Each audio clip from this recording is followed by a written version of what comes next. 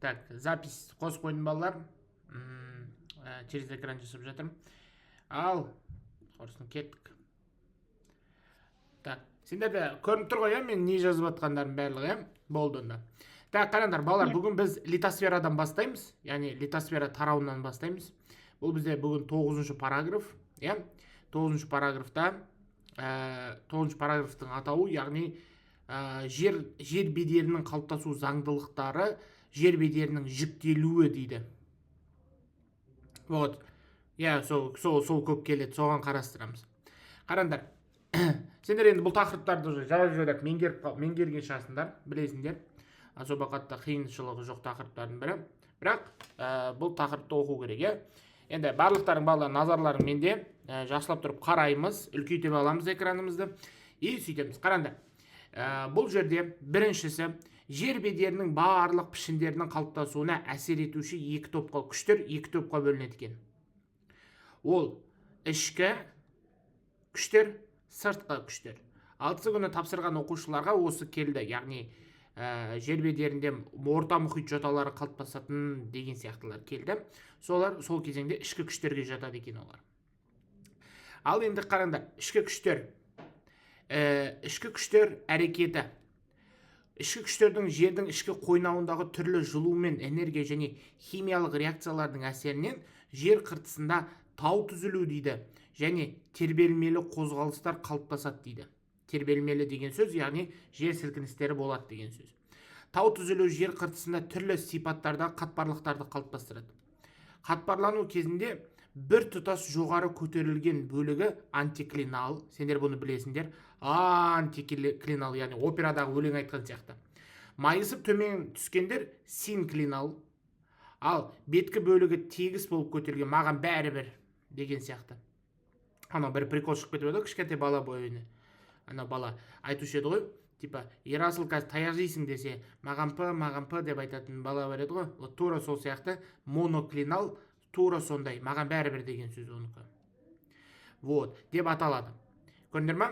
Яғни, осы жерде тау түзілу кезінде қатпарлануда 3 қатпарлану пайда болады екен. Қараңдар, 3 қатпарлану пайда болады екен. Ол қандай қатпарланулар екен? Жағы антиклинал, синклинал және моноклинал дегендер пайда болады екен. Міне. Осы жерден сендерге сұрауы мүмкін. Тау түзілу кезінде жер қыртысында пайда болатын, яғни қатпарлықтар сұрауы мүмкін. Атауына сәйкес құрылымдар таралған аудандарда биік таулы жоталар мен тау алды жазықтар қалыптасады екен. Яғни мына фотоны таныс, мына фото сендерге таныс, Балалар сендерге көрініп тұр ма, әлде үлкейтейін ба? Көрініп тұр. Көрініп тұр ма? Бірақ кішкене үлкейтіп жіберейін, сонда да, міне. Бұлай болған бәрі жақсы болар ау. Смотрите. Так, міне, қара, бедеді. Атына сәйкес құрылымдар таралған жерлерде, осы мысалы антиклинал, синклинал, моноклиналар пайда болған кезеңде, яғни биік тау жоталары, тау алды жазықтар пайда болды. Енді қараңдар, осы жерде мынау сөзбен таныса кетейікші, тау алды жазықтар дегеніміз не? Өзінің аты айтып тұр. Таудың алдындағы жазықтар дейді. Яғни тау сразу резко тау көтеріліп кетпейді дейді. Бірінші жазық болады дейді. Сол жайлап биіктеп, ары қарай тау айналып кетеді дейді. Суретте Жетісу Алатау жүйесімен оған жалғасқан жазықтар көрсетілген дейді. Міне 10-шы суретте. Қараңдар. Мынау антиклинал бізде, бәріміз білеміз антиклинал, потом синклинал, міне и моноклинал. Моноклинал маған бәрібір деген сөз. Моно, бәрі мен ешқандай не болмаймын деген сияқты ғой. Вот, соны айтып жатыр бұл жерде. Енді оқушылардың көпшілігі білетін дүниелердің бірі ол мынау фотоларда болады қазір. Егер дейді, өзің тұратын жерде таулы аймақ болатын болса, жергілікті жер мысалында, ондағы жер бедерінің құрылымдарының жоғарыда аталған қатпарлықтардың қандай бөліктеріне сәйкес келетінін анықтап көр дейді. Егер сендер таулы аймақта тұрсаңдар, ол әрине ең бірінші первым делом антиклинал болады, Антиклинал, одан кейін синклинал болады, міндетті түрде всегда екеуі бірге қатар жүреді. Антиклинал болған жерде всегда синклинал болады. Енді айтады, қатпарлану жүру барысында литосфера қабаттарының бір тұтастығы бұзылып, онда терең тектоникалық жарықтар пайда болады. Осы жарықтар бойымен жекеленген жер қыртысының бөліктері түрлі бағытта қозғалыстарға ұшырауы мүмкін дейді. 11-ші сурет. Міне. Мынау 3 фотода достар. мына 3 фото достар сендерге ұбт-да беріледі. Яғни просто осы фотоларды беріп қояды да не істейді, сұрайды. Мысалы, например, екінші фотоны сендерге беріп қою мүмкін, екінші фотоны беріп қойып сұрау мүмкін. Екінші фотода көрсетілген мысалы қатпарлықтардың немесе тақталардың қозғалыс түрі деп сұрау мүмкін. Яғни сол кезеңде сендер білу керексіңдер. Қараңдар, мынау субдукция. Так, ойбу, тоқта, стоп. Мына жерде, ана кітапта мына жерде қате кетіпті, достар. Кітапта қате кетіпті. Мына жерде кітапта қате кеткен. Мынау былай не қылмаңдар. Қараңдар, смотрите. Мынау субдукция емес. Мынау не бізде? Ажырау. Субдукция қосылған кезінде ғой. Дивергенция ма? Мынау бізде дивергенция, ажырау. Дұрыс па? Мынау бізде дивергенция. Бұл дұрыс емес болады. Мынау дұрыс емес. Мынау бізде дивергенция. Мынау бізде дивергенция келеді. Яғни дивергенция. Көрдіңдер ма? Кішкене қателіктер жазылып қойған кітапта болады. Екіншісі спрединг дейді. Спрединг емес. Спрединг мұхиттың астында болады. Бұл не болады? Конвергенция ма? Дұрыс. Бұл бізде конвергенция болады. Ал мынау үшіншісі енді дұрыс берілген. Бұл бізде не болады? Ығыспалы орын ауыстыру. Вот. Яғни конвергенция дегеніміз жаңағы ажырау еді ғой. Көрдіңіз ме? Кітаптың өзінде кішкене қателіктер кетіп қалыпты. Ну, ничего страшного, ондай болады. Но бірақ сендер самое главное өздерің білсеңдер жеткілікті. 12-ші сурет дейді. Қатпарланудың түрлері дейді. Бірінші спрединг емес. Дивергенция. Енді қара. Кім? Айбынжан, қара. Дивергенция деген, дивергенцияның өзінің екі баласы бар. Өзінің екі баласы бар. Дивергенцияның. Ол. Ой, sorry.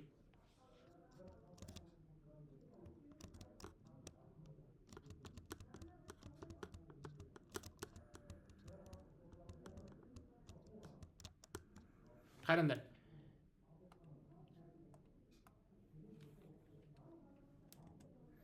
Дивергенцияның өзінің екі баласы бар. Бізде. Екі баласы бар. Субдукция мен абдукция ма? Жоқ, дивергенция ажырау ғой. Дивергенция ажырау. Оның екі баласы бар.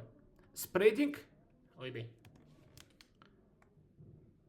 Спрединг және рифтинг деген бар.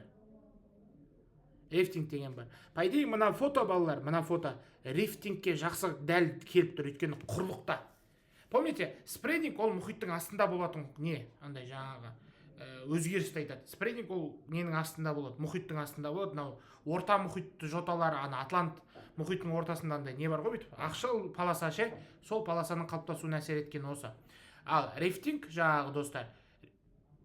Рифтинг дегеніміз бұл құрлықта болатыны. Мынау кішкене құрлыққа келіп тұр. Мынау Африканың шығысындағы Ұлы Африка жарықтары бар ғой? Вот сол как раз соған келеді. Екіншісі конвергенция. Конвергенцияның екі баласы бар, негізі екі үлкен основной баласы бар, өзінің туған баласы деп айтамыз. Үшіншісі, оныкі қандай бала? Асыранды баласы, коллизия деп айтамыз. Коллизия деп айтамыз. Ал ығыспалы орын ауыстыру өз кезегінде ол ештеңеге бөлінбейді. Енді бетеді. Жер бедерінің айтпақшы 12-ші сұрақты, 12-ші қараңдар.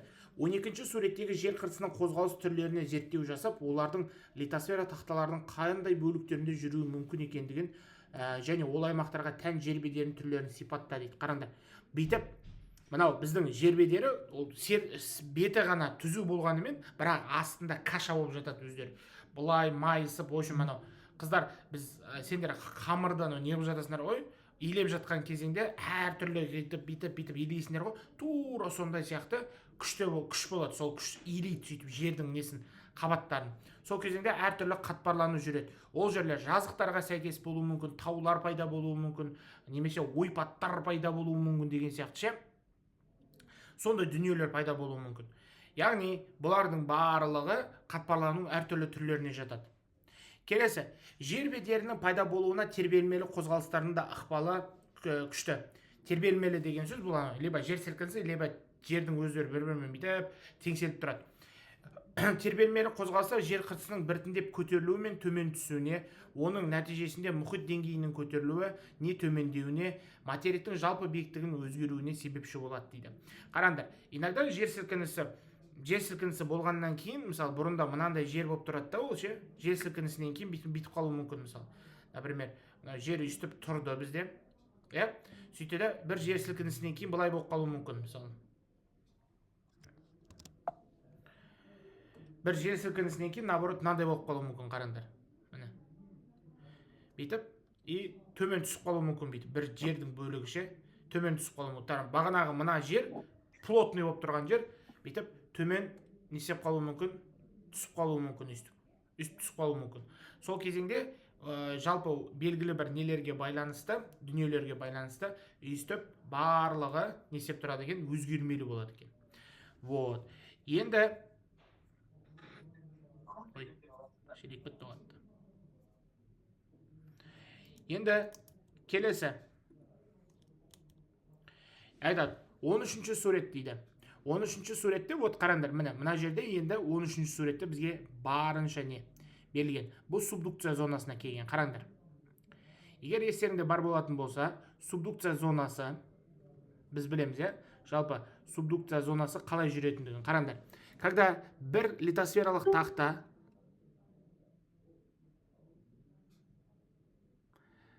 мен звугымды кім өшірді? Дауыс өшіп қалады.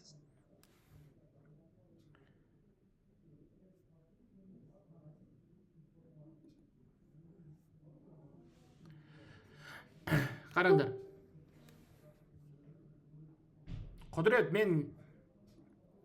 неғып мен звугымды өшіп тастадым?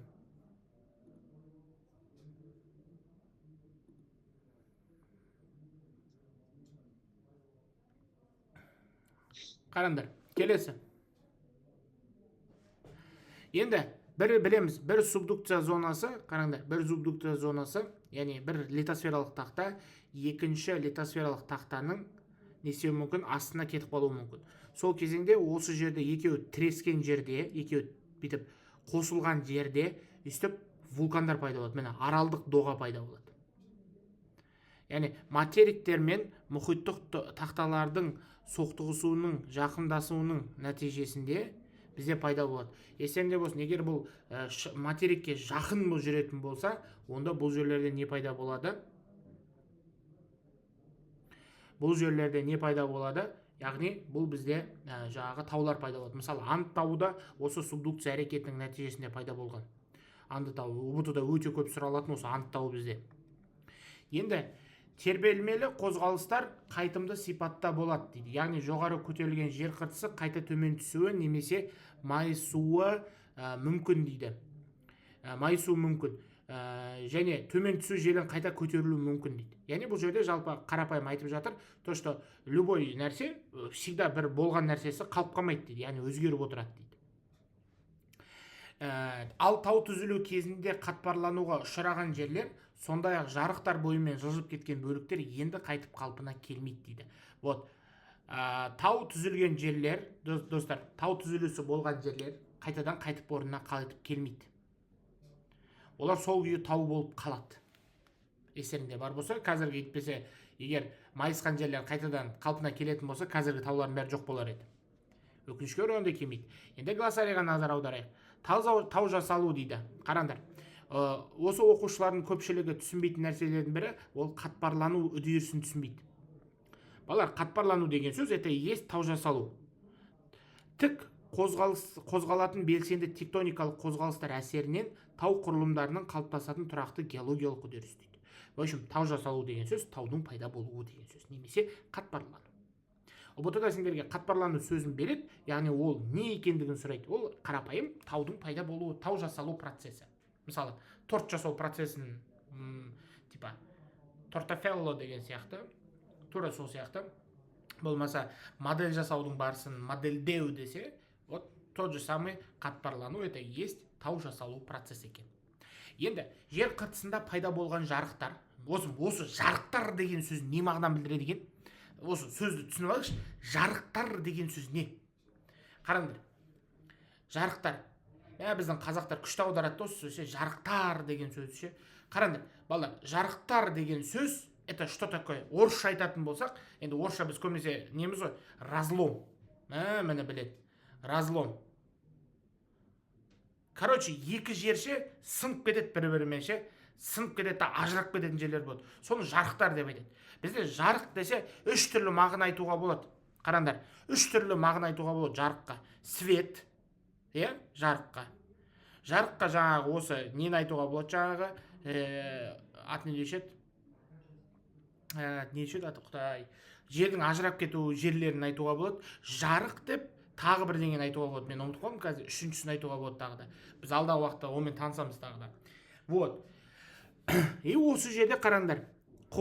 Жер қыртысында жарық, яғни разломдардың бойымен жанартау атқылауы дейді. Жер қыртысы, жер сілкіну құбылыстары жүреді дейді. Вот. Бізде жаңа кім Айбын сұрақ қойды ау деймін. Айбында қандай сұрақ болды? Айбын не дейді бізде? Ішкі күштерге жата ма дейді. Ішкі күштерге жатады. Барлығы тау жасалу процесі ішкі күштерге жатады. Ол сыртқы күштердің әсерінен болмайды. Міне бүйтеді. Бұл құбылыстар дейді. Бұл құбылыстар да жеке дара жүруі мүмкін дейді. Яғни не всегда жанартау атқыласа тау жасалу, жер сілкінеді деген сөз емес дейді. Иногда жер сілкініп просто өтіп кетуі де мүмкін дейді. Бұл олардың жалпы несін айтып жатыр, физиологиясын айтып жатыр. Демек, литосфералық тақталар қозғалысқа түсіретін материк пішіндері мен мұхиттар айдын өзгертуші басты күш ол ішкі күштер. Міне, енді қараңдар, достар. ОБТ-да сендерге сұрақ қалуы мүмкін. Ішкі күштерге не жатады дейді. Міне, ішкі күштерге жататын бізде басты досымыз ол жанартаудың атқылауы. Міне, жанартаудың атқылауы и жердің сілкінуі. Жер сілкіну құбылыстары міне. Яғни жердің сілкінуі ішкі күштерге жатады. Міне. Басты ішкі күштерге жатады. Осы екеуі жердің бетін спокойно өзгертеді. Спокойно өзгертеді. Енді бүйтеді. Осы жерде міне екі термин бар тағы да. Міне қараңдар. Екі глоссарий бар бізде. Ол физикалық үгілу глоссарий деген бар. Физикалық үгілу. Егер минералдардың құрамы өзгеріске ұшырамастан бұзылатын болса, помните, біз осыған мысалда келтірген болатынбыз. Вот. Бұлар жаңағы ұшырамастан бұзылу. Мұндай үгілу бізде Арктикада және Антарктикадағы жерлер, биік таулар мен шөлейттердің аридтік аймақтарында жүреді. Көбінесе бұл шөлді аймақтарда жүреді екен. Келесі, химиялық үгілу дейді. Яғни тау жыныстардың маңызды химиялық, биогендік, биохимиялық реакциялар әсерінен бұзылуы дейді. Яғни бұлардың құрамының өзгеруі болады. Келесі, материктердегі жер бедерінің жер қыртысының құрылымдық ерекшеліктеріне қарай неғұрлым тұрақты бөліктері платформа деп атайды. Міне, өткенде сәйкестендіруде келген осы платформа. Міне, тұрақты бөліктері платформалар деп аталады дейді. Міне, қараңдар. Яғни, өткенде 6-сынан бастап 7-сі, 8-сі, 9-сі, 10-сі, 11-і күніндері келген сұрақтар, именно осы сұрақтар. Яғни, бұл сәйкестендіруде келген. Міне, ал неғұрлым қозғалмалы бөліктері геосинклинал деп аталады екен. Міне, қараңдар, осы сөйлем сендерге маңызды керек болады. Қараңдар. Яғни, мына бөлген тұрақты деп аталатыннан бастап, міне, геосинклинал деген жерге дейін сендерге міндетті түрде маңызды керек болады, достар. Міне, қараңдар. Яғни, тұрақты бөлік десе это платформалар. Тұрақты бөліктерде платформалар. Ал егер қозғалмалы десе, ол бізде не болады екен? Ол бізде геосинклинал болады екен. Міне, осы жерден алынған сұрақты сендерге сәйкестендіруде береді. Қарапайым сұрақтарды да беруі мүмкін. Это не всегда, но пока что сәйкестендіруде келіп жүр. Яғни сәйкестендіру форматына беруі мүмкін. Олардың әрқайсының түрлі сипаттағы жер бедері пішіндеріне сәйкес келеді. Мысалы, платформаларда ірі жазықтар, міне қараңдар, міне платформаларда не пайда болады екен? Платформаларда бізде не пайда болады екен? Ірі жазықтар. Ал геосинклиналда әртүрлі биіктіктегі таулар пайда болады екен. Міне, әртүрлі биіктіктегі таулар. Значит, геосинклиналда бізде таулар пайда болса, платформаларда көбінесе жазықтар екен. Өйткені платформа жазықтар. Енді қарапайым тілмен айтатын болсақ, жер сілкінісі қақта көп болады. Тауда ғой әрине, сол себепті оны геосинклинал деп атайды. Ал жазықтарда вообще, мысалы, например, Алматы мен Астананы қарастыратын болсақ, Алматыда бізде жер сілкінісінің болу қаупі жоғары, чем Астанада. Өйткені Астана жазықта орналасқан, ол жерде тау жоқ, биік тау жоқ. Сол себепті платформалар деген жазықтар деп жаттап аласыңдар, ал геосинклиналды біз нелерді айтады екенбіз? тауларды айтады екенбіз. Мұхит түпкі жер бедері құрылымдық ерекшеліктеріне қандай мынандай ірі орографиялық құрылымдарға ажыратады. Енді мұхиттың түпкі нелеріне қарасып кетейік, өтейік. Міне, сендерге мұхиттың несін көрсетіп жатыр ғой, яғни жаңағы дүниелерін. Бетеді. Материктің шеткі жағалық бөліктері материктік қайраң, материктік беткейден тұрады екен. Өтпелі зона шеткі теңіздер мен қазан шұңқырлар, аралдар доғасы, оларды бойлай орналасқан терең шұңғымалар дейді. Су асты жоталары. Жалпы мына жерде 4 берілген дүние, достар, 4 берілген дүние. Бұл мұхиттың нелері, табанының ерекшеліктері. Жалпы берілген сендерге. Осыны бір қарастырып аласыңдар. Яғни бұл жерде мұхиттың түбі қандай болады деген сияқты, в общем, нудный әңгімелер берілген. Вот. Енді сыртқы күштер әрекеті. Вот, енді сыртқы күштер әрекетіне кетейік. Бұл үлкен параграф, сол себепті қатты не қылмаңдар. Өте үлкен параграф. Қараңдар, сыртқы күштерге енді не жатады екен? Вот, осыны точкаға алып қоямыз. Сыртқы күштер де жер бедерінің қалыптасуына, өзгеруіне алып келеді. Бірақ, қараңдар, бірінші нәрсе, сыртқы күштердің әсері ішкі күштердің әсеріне қарағанда ұзақ болады. Ішкі күштер, олар бір жынданам десе жынданып кетеді да, тау жасап тастауы мүмкін да, тау жасап тастауы мүмкін. Ал сыртқы күштер әрекеттер өте ұзақ болады. Пайда екеуі де ұзақ, но бірақ өзінің объемы жағынан, күші жағынан ішкі күштер басымдылық танытады. Сыртқы күштер азырақ болады. Неге? Күштер аз, өйткені олар сыртта белгілі бір нәрселерге жауап береді. Қараңдар, сыртқы күштер де жер бедерінің қалыптасуы мен өзгеруіне күшті ықпал жасайды дейді. Сыртқы күштерді біз экзогенді күш деп атайды екенбіз. Бұл әрекет бұрын қалыптасқан жер бедері пішіндерінің бұзуымен қатар дейді, жаңа жер пішіндерін де түзет дейді. Енді кеттік, сыртқы күштердің дейді, ең басты әрекеті ол үгілу. Кезінде жер бедері құрайтын түрлі сипаттағы тау жыныстарының бір тұтастығынан айырылып дейді, қиыршық тастарға, құм сияқты кеуекті жыныстарға не істеуі дейді, айналуын айтатымыз. Яғни ең бірінші осы жерде біздің біліп алатын дүниеміз ол үгілу екен. Үгілу процесі. Үгілу нәтижесінде тау жыныстарының химиялық құрамы өзгеріске ұшырамаса, онда оны физикалық деп айтады. Ал өзгеріске ұшыраса, оны химиялық үгілу деп те атайды екен. Вот. Тау жыныстарындағы ұсақ ұсақ разломдарға су кіріп, ол кеңейеді. Түнге қарай мұз қатып, жарықтарды одан әрі ұлғайтады. Күн мен түннің температуралық айырмашылықтар күшті байқалатын аудандарда үгілу әсерінен қиыршық тастар қорымдардың ірі орталықтары пайда болады. Мұндай құбылыстар поляр маңы аймақтары мен биік таулы жерлерде, Сахара сияқты табиғаты қатал шөлдерде өте қарқынды жүреді дейді. Міне, естеріңде бар болса, біз қорым деген сөзді өткен болатынбыз сендермен бірге. Қорым сөзі қазақтың қорым, орыс тілінде курум деп жазылады, ұғым ретінде қалыптасқан.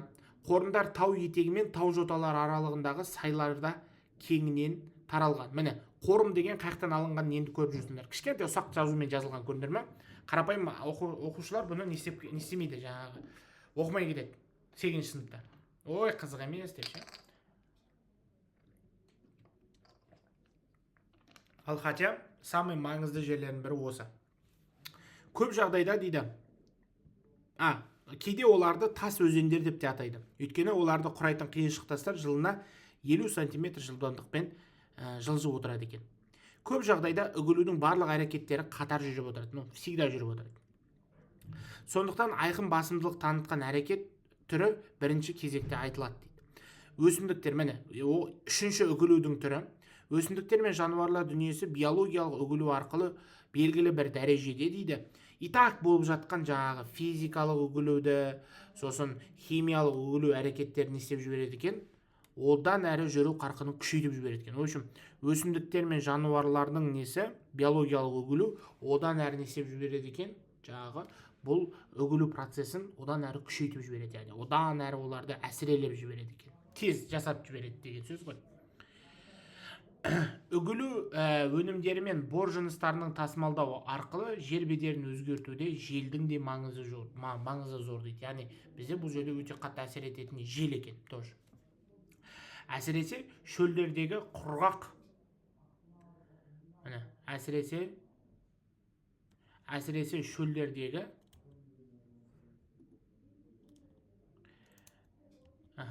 әсіресе шөлдердегі құрғақ климат жағдайында жел әрекетінің, мына фото таныс қой сендерге балалар, мына фотоны таныспыз ғой бәріміз, білеміз ғой бұл фотоны. Бэдленттер, помните мен сендерге анау Каппадокияны көрсетіп едім ғой, осы жолмен пайда болған деп. Әдемі жерлер бар еді ғой.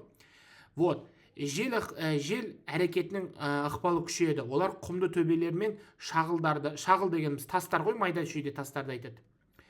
Толқын тәрізді пішіндерін қалыптастырады. Теңіздер мен көлдердің жағалауларында жел әрекетінен түзілген жер бедері пішіндері жиі кездеседі дейді. Үгілген жыныстардың тасымалдауда ағын судың да әрекеті не істейді дейді? Ағын судың да әрекеті өте үлкен не алады? Орны ерекше дейді. Себебі неге? Жазық жердегі өзендер еңкіштігі төмен, ағыны баяу болғанына қарамастан, өзімен бірге көп деген тау жыныстарын тасымалдап, жер бедерін өзгертіп отырады. Ал тау өзендері сел тасқыны кезінде ірі тастарды ағызып кетеді дейді. Вот, сөйтіп тау жер бедерін өзгертіп отыратындар да бар. Тау бөктеріндегі өзендер жер бедерін күшті тілімдейді. Жыралар мен сайлардың жиілігі соншалықты, олар лабиринт сияқты сипат алады. Өйткені мұндағы жинақталған бос жыныстар өзен ағысының қатты болуына байланысты тез шайылып, жылдам тасымалданады дейді. Яғни то, что означает бұл жерде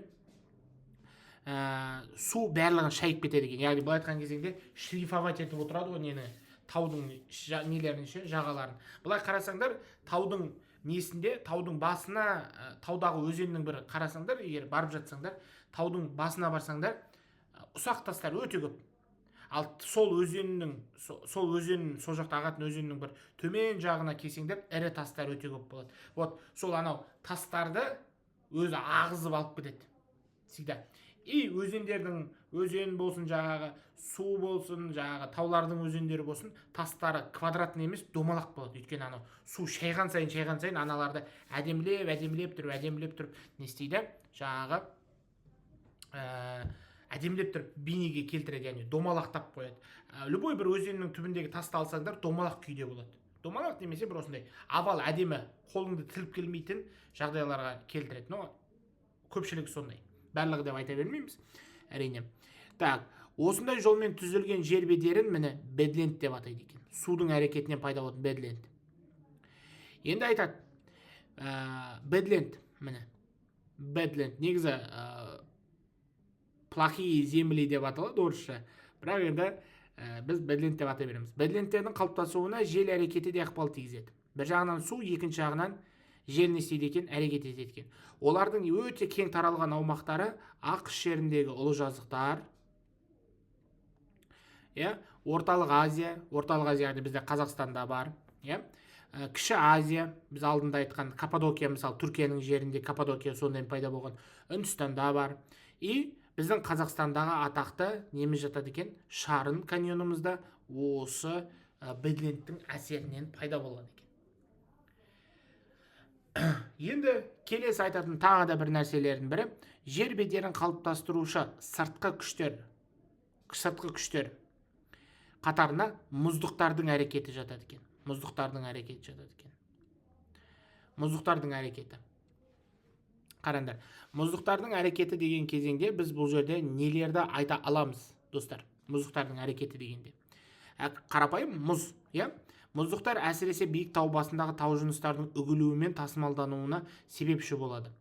Мұздықпен өңделген тау жоталары үшкір шыңды, биік, тік, терең шатқалды болып келеді дейді. Ондай жер бедерін альпілік, ал мұздықтар өңделіп тасымалданған жерлерді біз не деп атайды екенбіз? Морена деп атайды екенбіз. Яғни мореналық жыныстар деп сендерге ұбт-да сұрақ қоятын болса, яғни біріншіден ол тау мұздықтармен өңделген, тасымалданған жерлер екен, қарапайым жерлер. Вот. Енді қараңдар, мына 15-ші суретте міне Балқан түбегіндегі карст және Қытай жеріндегі карст ойысы. Ал енді осы жерде карст дегеніміз не? Карст. 15-ші суретте как раз бізге осылар керек болады. Қазір карст дегенде бұл ненің арқасында пайда болғанда, жаңағы жерасты суларының арқасында. Бүйтеді. Жерасты суларының арқасында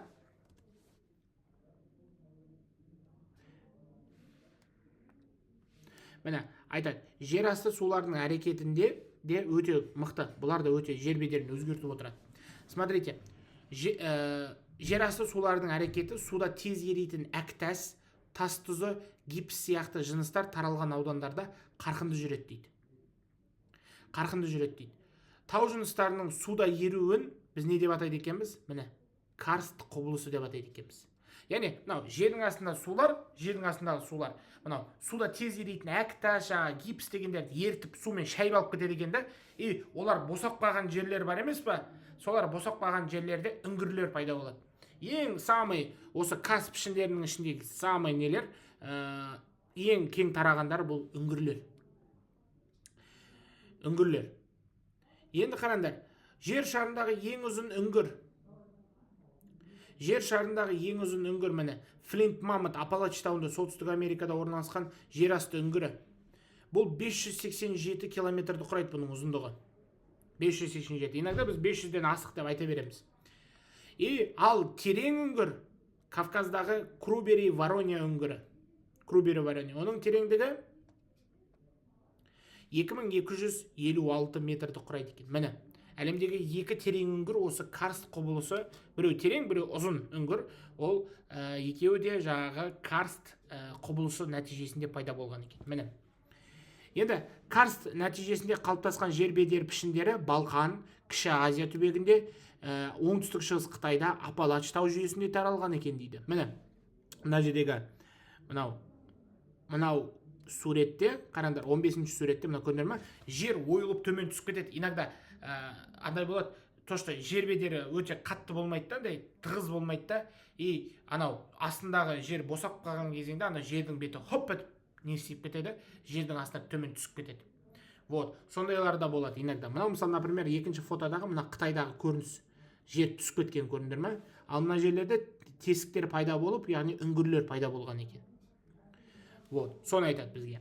Келесі, климаттық жағдайлар ылғалды және құрғақ сипатына ауысқан жағдайда таулардың биіктеуі ақырындаса, немесе тез арада қарқынды түрде биіктесе, сыртқы күштер әрекетінің жүру сипаты мен жылдамдығы да өзгертеді дейді.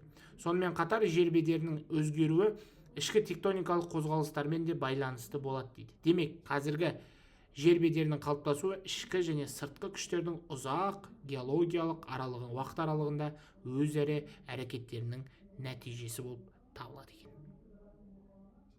Міне, осындай параграф. Ұзақ параграф екен, өте ұзақ бар. Енді бірден түсіндіру керек болады бұл жерде. Енді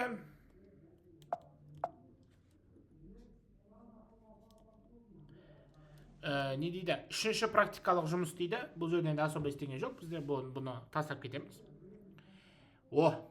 Минералдарды бастаймыз. 10-шы параграф тау жыныстары және минералдардың несі? Жүктелуі. Есенде бар болса, так, маған минерал дегеніміз не? Тау жыныстары дегеніміз не? Соны маған айта кетіңдерші. Давайте. Минерал дегеніміз не еді? Тау жыныстары не еді? Неден не құралатын еді? Тау жынысынан минералдар. Минералдан тау жыныстары. Молодец. Минерал дегеніміз бір-ақ штук болады. Дұрыс. Минерал дегеніміз бір-ақ штук болады. Яғни оның түрі болады. Мысалы, например, тас деп айтайықшы. Таста минерал болады. Ол бірнеше минерал біріккен кезеңде олар тау жынысын құрайды екен. Вот.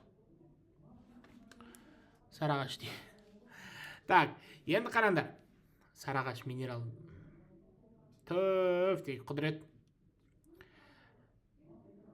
Боржоми демендің ба? Тоже минерал ғой. Так, қараңдар, молодец. Ау?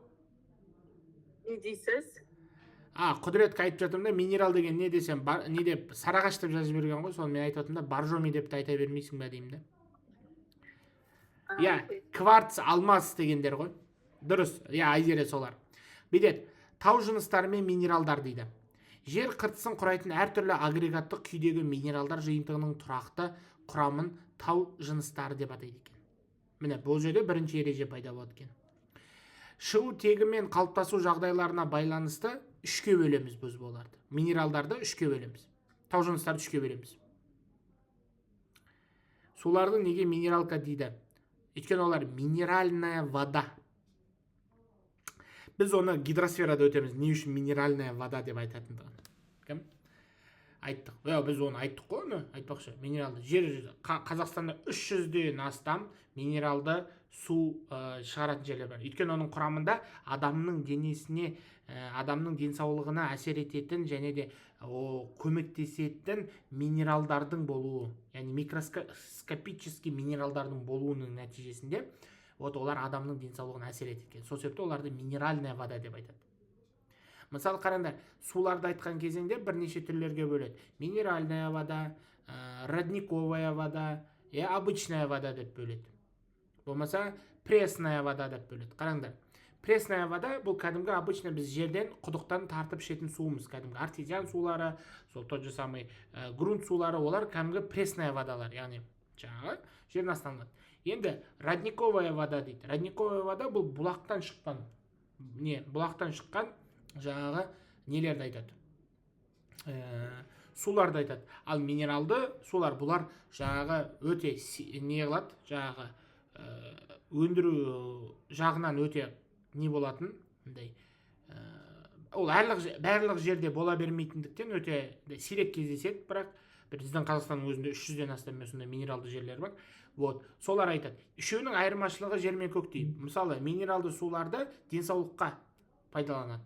Жаңағы родниковый водалар, енді бұлар көбінесе енді мынау қарапайым адамдарға байланысты. Қарапайым адамдарға қарағанда мынандай байлардың ішетін су сияқты болып көрінеді. Ол да қол жетімді бізде. Ал үшіншісі ол бізде не? Жаңағы үшіншісі ол бізде жаңағы қалай айтсам болады? Пресная вода біз кәдімгі күнде ішіп жүрген суымыз. Шай қайнататын суымыз жалпы деген сияқты солар ғой. Одан басқа несі жоқ, достар. Енді келесі кеттік минералдар. Енді осыны түсініп алдық. Минерал дегеніміз не екенді? Минерал деген бұл негізі неге асылады? Жаңағы айтылады, металдарға байланысты айтылады. Тастарға байланысты.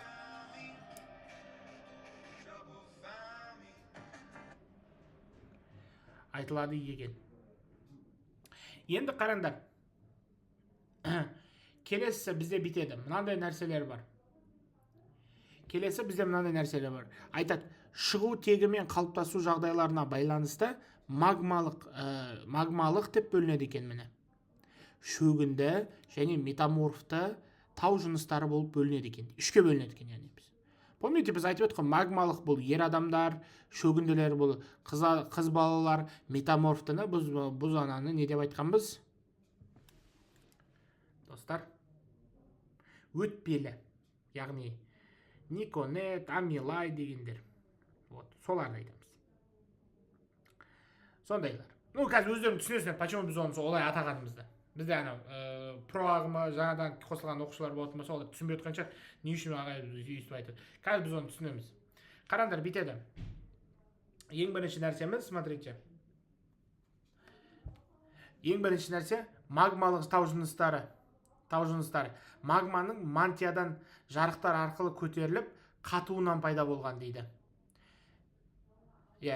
Оның жер қыртысының белгілі бір тереңдігіне қалып қойған бөлігі интрузивті жыныстарды. Ал лава түрінде жер бетіне шыққан құрамындағы бу мен газдан ажыраған бөлігі эффузивті жыныстарды түзеді. Енді, жалпы мынандай нәрсе ғой, қараңдар. Айтады, егер жердің астында болатын болса,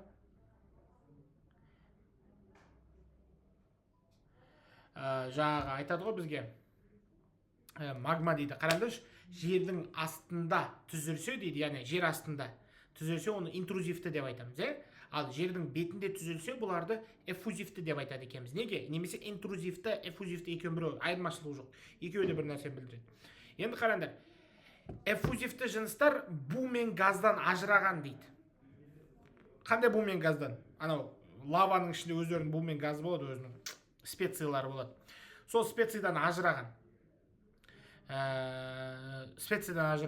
И олар жаңағы, помните, мен сендерге көрсетіп едім ғой, плиточный шоколад пен жаңағы пористый шоколад, ішінде воздушный шоколад деп айырмашылығын көрсетіп едік қой, қандай болатындығын. Естеріңде, помните, презентацияда болған сол, біз айтып едік қой.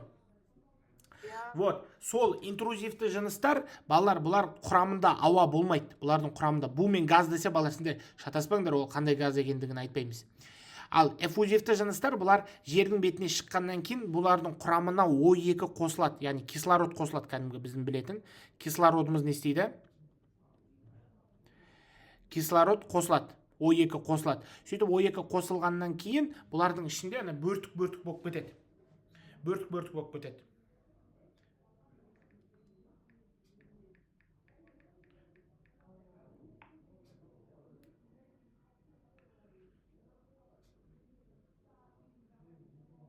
Қазір бір минут, балалар.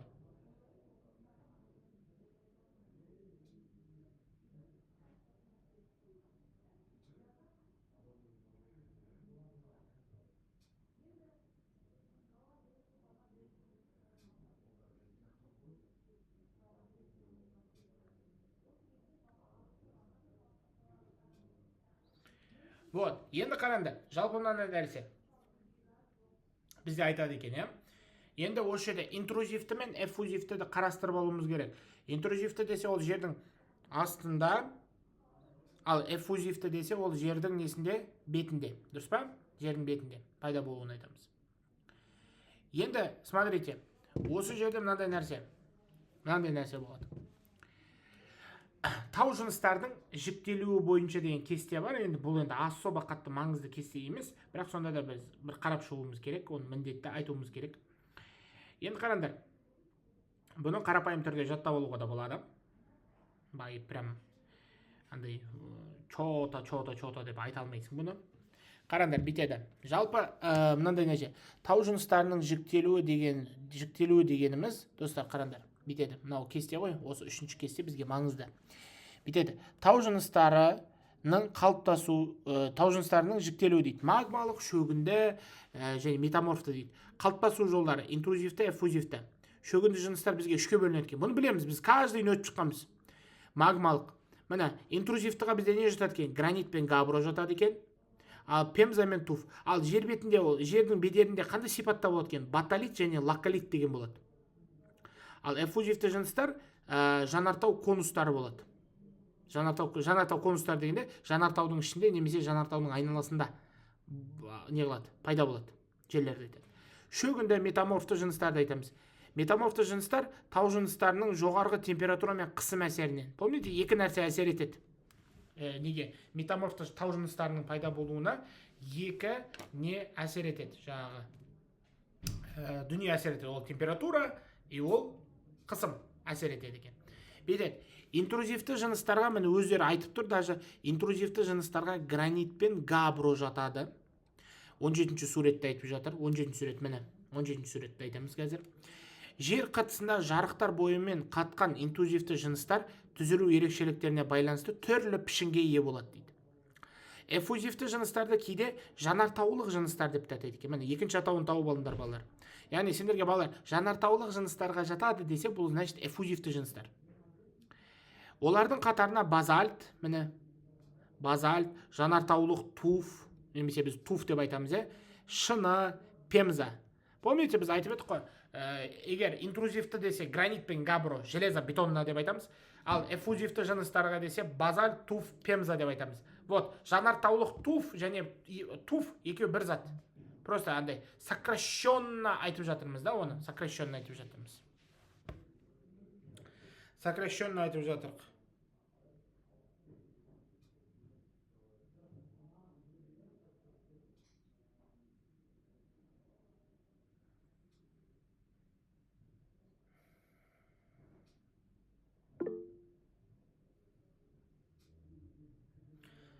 Вот. Сокращенно. Ау, Айбынжан, айта қой. Қол көтеріпсің ғой. Айта қой.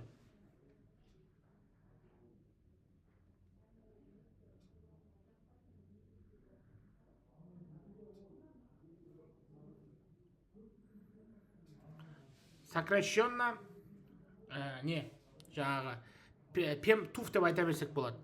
Ал айтады, қараңдар, енді магмалық жыныстар жер қыртысының 60%-ға жуығын құрайды. Пайдалы қазбалардың кен орындары негізінен осы магмалық жыныстарды таралған аудандарда шоғырланған дейді. Міне, мына 16-шы параграф, 16-шы және 17-ші суретте міне түрлері. Сендер бұлардың түрлерін біразын білесіңдер. Сол себепті не қылмасақ та болады. Бүйтеді, тау жыныстарының екінші бір үлкен тобын шөгінді жыныстар құрайды. Шөгінді жыныстар құрайды. Айтады, олар жер қыртысы массасының 10%-ның жауын құрап жатыр. Жер бетінің 75%-ның жауып жатыр дейді. Яғни бұлар бүкіл массаның бүкіл жердің массасының, жер қыртысының массасының 10%-ын құраса, ал бүкіл жамылғы ұқсап 75%-ын жауып жатыр екен. Қалыптасқан орнына қарай оларды континенттік және теңіздік деп бөледі екен. Континенттік және теңіздік деп бөледі екен. Шөгінді жыныстардың ең көп таралғандары ол сазды шөгінді жыныстар 50%, құмды және карбонатты жыныстар 45% екен.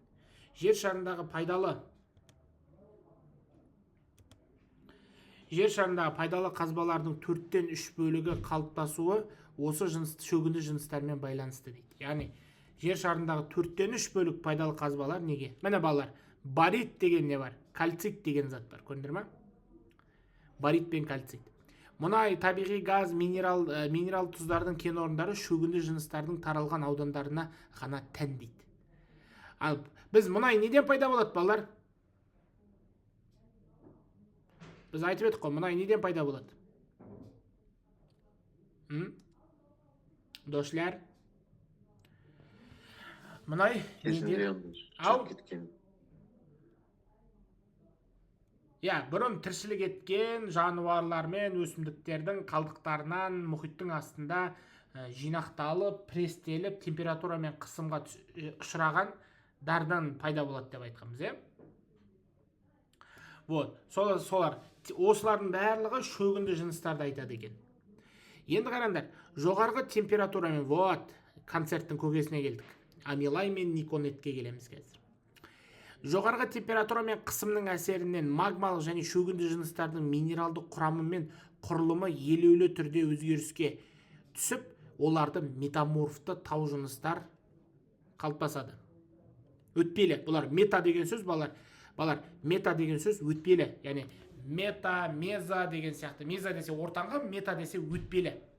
Мета человек деп айтса өтпелі адам деген сөз. Яғни метаморфизм деп аталатын бұл үдеріс нәтижесінде минералдардың кристаллық торы түгелдей қайта құрылады. Гранит қайта кристалданып гнейске айналады. Құмтас кварцитке айналады. Әктас мәрмәрға, немесе біз білетін мраморға айналады. Барлығы бағалы металдар мен асыл тастар кен орындар метаморфтық жыныстардың құрамында кең таралған дейді. Табиғатта минералдардың 3000-нан астам түрі белгілі. 19 суретте. Барит, кальцит дегендер. Тау жыныстарының құрамында минералдардың кристалды және аморфты пішінсіз күйде кездеседі дейді.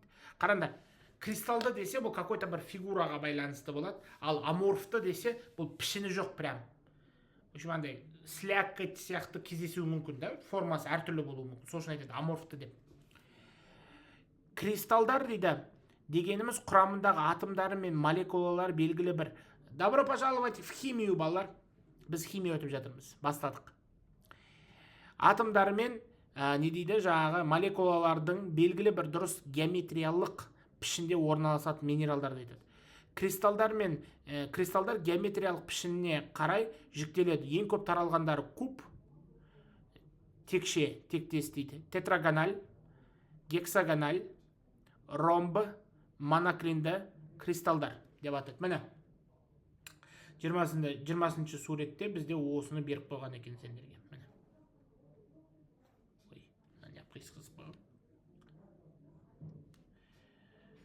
Міне,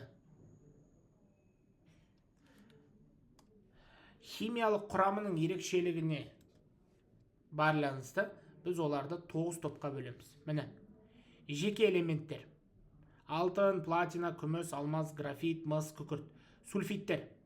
Өткен жылы сұраған балар, осыны сұраған өткен жылы. Ай, қаныңды ішкен осы. Сульфиттерге, карбонаттарға не жатады деп сұраған. Осы кесенше, пожалуйста, маңызды бір түрде өздеріңе бір жақсырап тұрып бір қарап алыңдаршы. Окей? Жаттап алыңдар. Бұл жерде қараңдар. Галогенді қосылыстарға галит, карналит, флюорит жатады. Тотық пен гидрототықтар тобы: кварц, халцедон, хромит. Карбонаттар: кальцит, доломит, малахит, азурит. Сульфаттар: гипс пен барит. В общем, бұлардың формуласына білсең, спокойно жаттап аласың деген сөз ғой. Вольфраматтар: вольфрамит, шейлит. Силикаттарға гранит пен берил жатады екен. Міне, мына параграф тоже өте маңызды бізге. 11-ші параграфты қазір бастаймыз. Балалар, 1 минут, я? Мен су ішіп алайын. Айтам. Су ішіп келейін, айтам.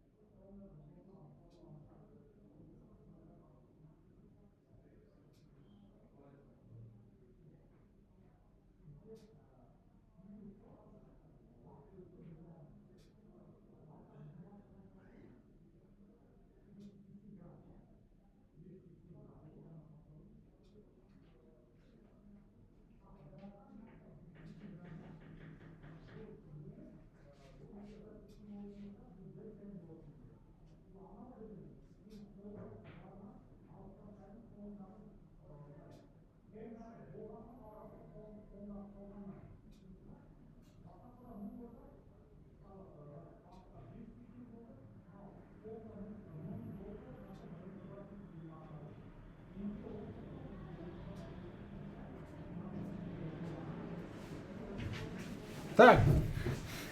Так, достар, мен келдім. Кеттік ары қарай 11-ші параграфты бітіріп тастайық. Так, бүйтеді. Не дейді? Тау жыныстары мен минералдардың қасиеттері дейді. Тау жыныстары мен минералдардың қасиеттері. Жер қыртысының құрамы алуан түрлі тау жыныстарынан тұратыны белгілі. Ал тау жыныстары дегеніміз бір немесе бірнеше минералдардан құралған зат. Міне. Сендерге қақсап келатқаным мынау. Міне. Минерал тау жыныстары дегеніміз деген осы міне. Міне. Минералды бір немесе бірнеше химиялық элементтердің атомдары мен молекулаларынан тұратын химиялық қосылыстар дейді. Қараңдар, атомдар бірнеше болатындар, яғни атомдары бірнеше болатындар, бұлар бізде жаңағы минералдар. Ал сол минералдар бірнеше химиялық нелерді, тау жыныстарды не істейді екен? Құрайды екен. Сол үшін міндетті түрде, достар, осы сөйлемді не қылмаймыз? Қапы қалмаймыз бұл сөйлемнен. Düşünікті ме? Ендеше, кеттік, келесі, не дейді?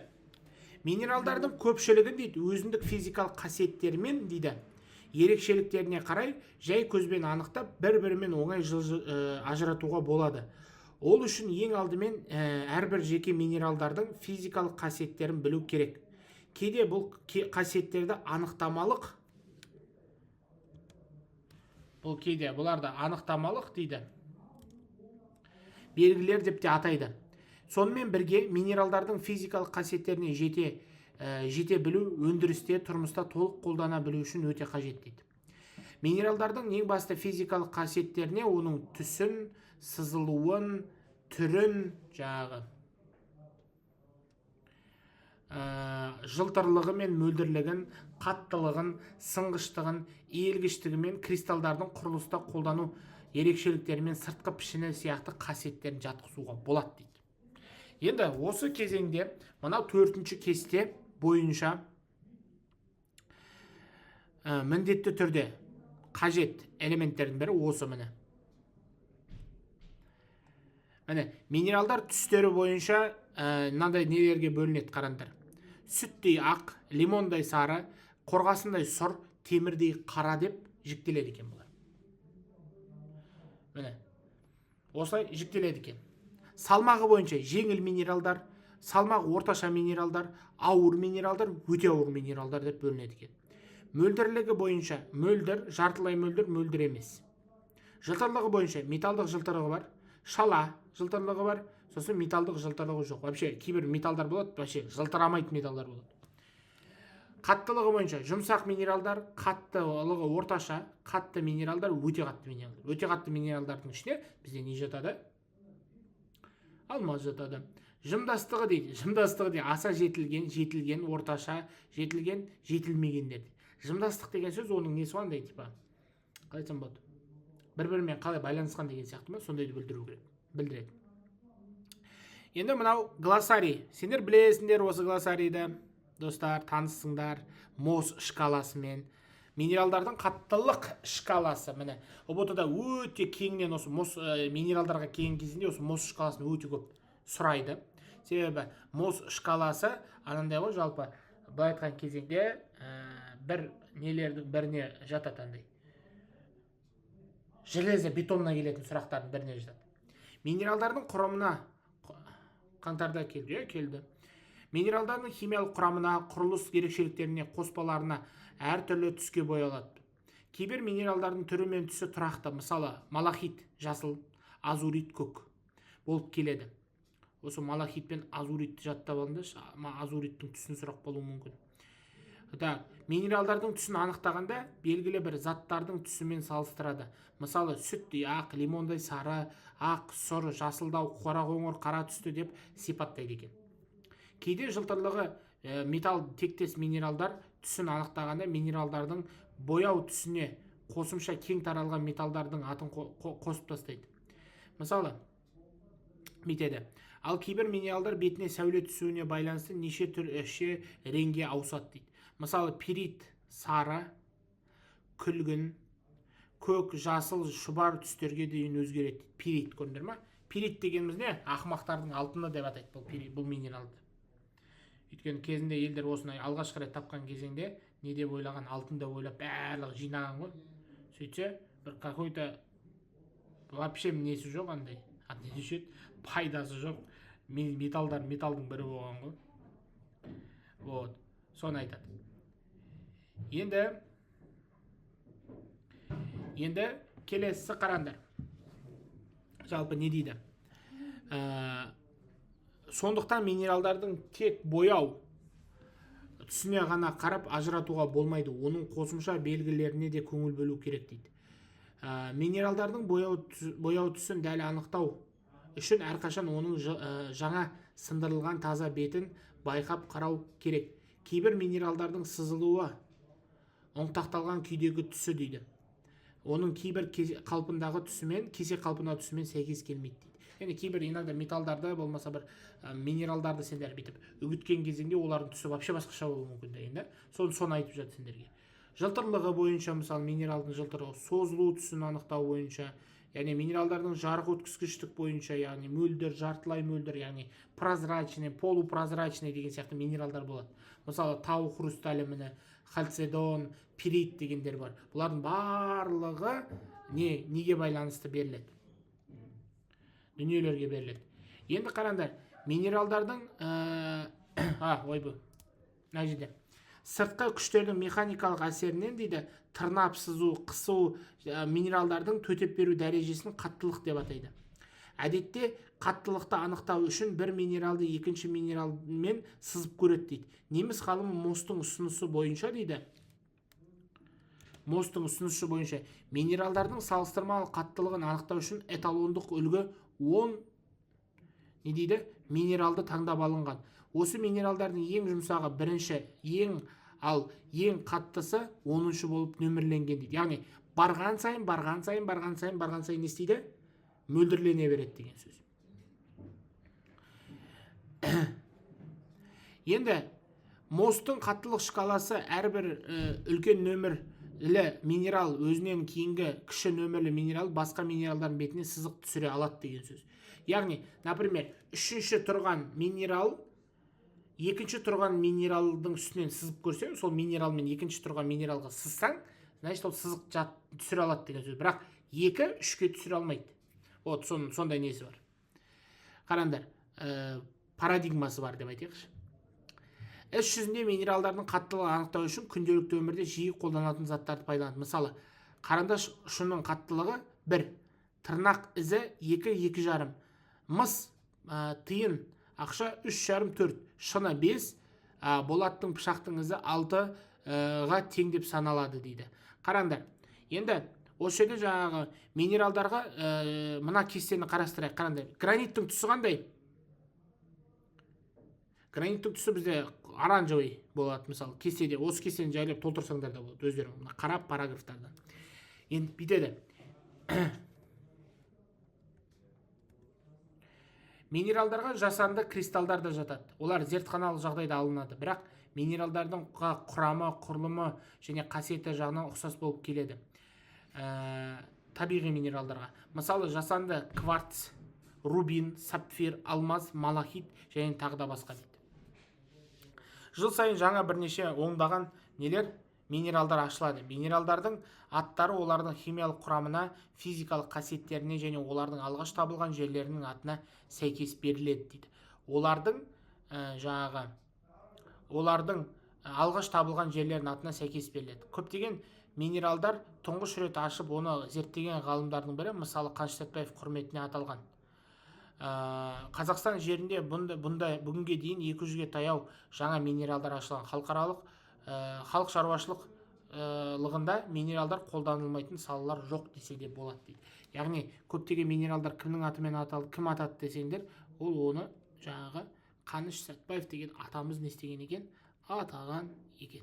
Міне, жалпы осындай параграф екен. Енді тау жыныстарының жасын анықтау. Бұл енді үлкен тарау сендерге. Үлкен тақырып деп айтсақ болады. Өте күрделі тақырыптардың бірі.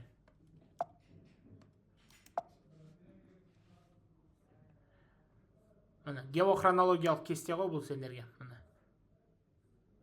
Ал енді қарастырайық осы жерде. Біз алдыңғы уақытта қарастырып кеткен тақырыптарымыздың бірі не болды? Физикалық географияға, яғни біз бастадық. 9-шы, 10-шы, 11-шы параграф. 3 параграф қарастырдық, 3 үлкен параграф қарастырдық. Яғни осы жерден сендерге үйге тапсырма. Осы параграфтардың іштерінде маңызды деп алынған дүниелерді жақсылап тұрып, дәптерлеріне жазып, яғни біз белгілеген, керек, сұрақ болып келетін сұрақтарды өздерінің дәптерлеріне түйіндеп жазып отырыңдар. Себебі неғұрлым жазған сайын естеріңде көп қалатын болады. Вот. Енді тау жыныстарының жасын анықтау, геологиялық жыл санау, геохронологиялық кесте деген сияқты дүниелер бар.